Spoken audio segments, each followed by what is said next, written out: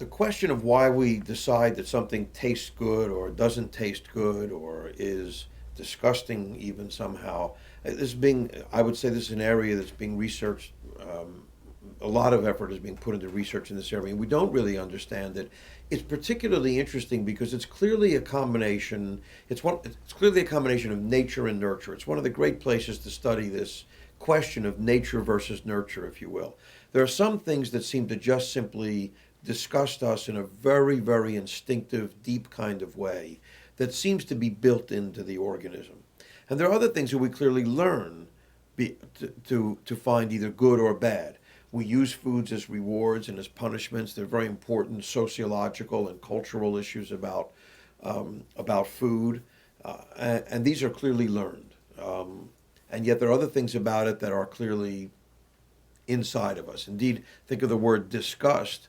The root of the word disgust, gust, is the word we use for taste, which is gustatory. The gustatory system, or gustation, is the scientific word for the sense of taste. And so we think of something as disgusting because it repels us. Where it comes from or how it exactly works, I have to say, is still one of the great unknowns. And of course, there are huge cultural differences as well as to what's acceptable and unacceptable in the way of food and taste, flavor. So it's a very interesting question.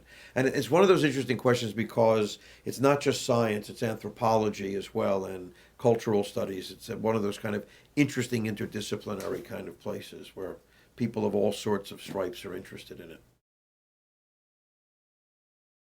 I can ask you to close your eyes and imagine the color red, or imagine a lemon, or imagine the color yellow, and you won't have much trouble doing that. It's pretty easy to sort of bring up some image of this. But if I ask you to conjure the smell of a lemon, most people find that extremely difficult to do.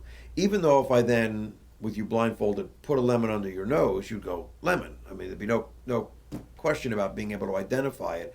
But conjuring it is a bit more difficult.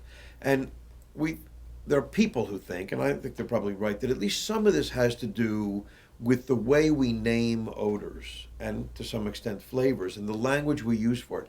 For example, we have no primary terms for odors. We say it's fruity, it's woody, it's amber. We don't have a word like red or blue or green that just means the color, you know. We don't have middle C, which means a certain sound or something like that. We use words that are borrowed from other places.